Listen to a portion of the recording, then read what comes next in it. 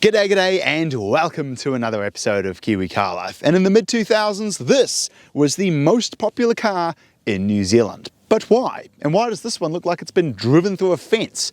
All that and more will be answered today. Before we answer the question of why this car was so popular, I suppose it would probably be good to get it, well, looking like a Corolla again. I bought this car in Auckland from Turner's Damaged Auctions. From the photos, it all looked to be in pretty good condition, frankly. There were naturally a few scratches here and there, and it definitely needed a bit of a clean inside, but it had a warrant of fitness until next year and was recently serviced. After picking it up and confirming that it was indeed faster than my mate's Honda Civic from the same era,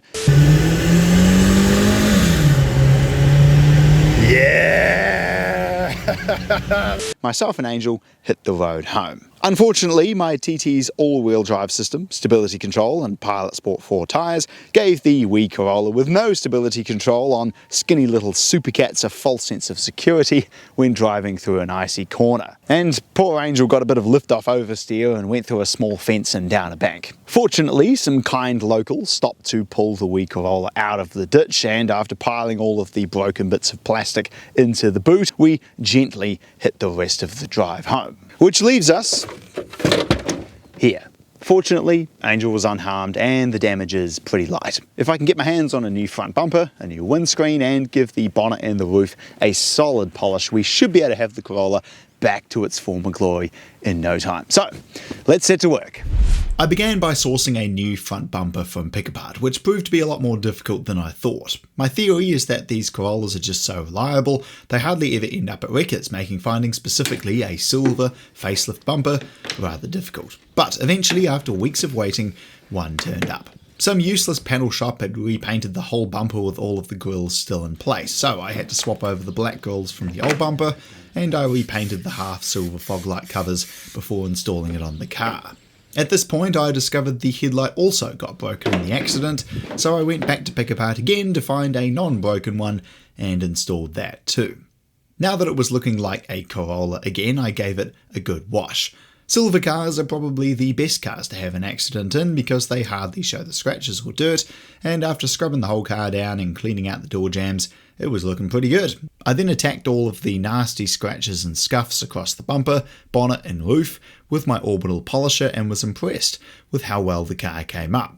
It just goes to show that more often than not, if your car's got a few bumps and bruises, you're probably better off investing in a good cut and polish and a bit of touch-up paint like I tend to do, as it's the most inexpensive way to make a car look $1 million without actually spending $1 million getting the panels resprayed.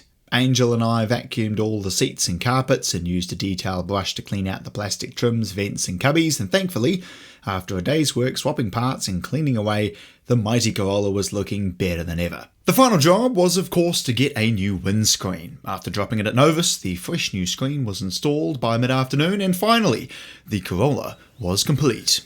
So, now it's time to figure out why these cars were so popular. Because frankly, the Civic that came out partway through this car's model cycle was far better built and better equipped. The Golf GTI had the performance advantage over even the 2ZZ powered Corollas that we didn't get here from new. The Mazda 3 was cheaper and had a lot more power, and yet the humble Corolla outsold them all many times over. But why? The doors are as thin as Coke cans, it's equipped like a Turkish urinal inside, the engines burn more oil than a BMW, and they have the power of 4 harnessed children. Well, I'd put it down to 2 things. Firstly, the engine. While 97 kilowatt and 172 newton meters are far from incredible numbers from a 1.8 litre engine, in typical Toyota fashion, it is absolutely bomb-proof. Back when I used to work at Honda, I traded one of these in with 450,000 Ks and it still drove completely fine. And even though on paper it should be unspeakably slow, and well, frankly, it kind of is, because it only weighs 1100 kg, it's actually surprisingly sprightly and makes a acceptable noise while accelerating.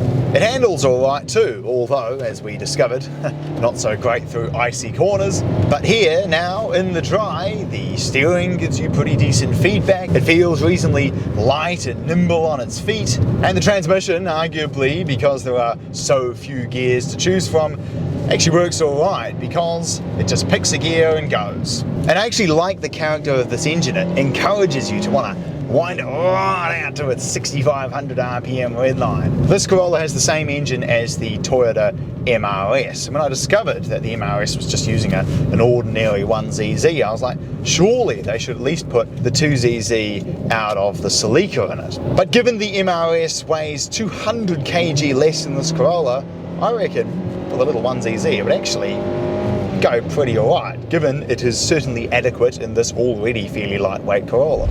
Now, the trade-off to the simple, lightweight nature of the Corolla is that, of course, inside it has absolutely zero features. You've got a radio, air conditioning, a clock, electric mirrors, and that's it. It even has wind-up rear windows. But because there are no features whatsoever, there's absolutely nothing to go wrong, leading to these early 2000s Toyota Corollas being the poster child for Toyota indestructibility. If you change the oil regularly enough, these cars will basically last forever.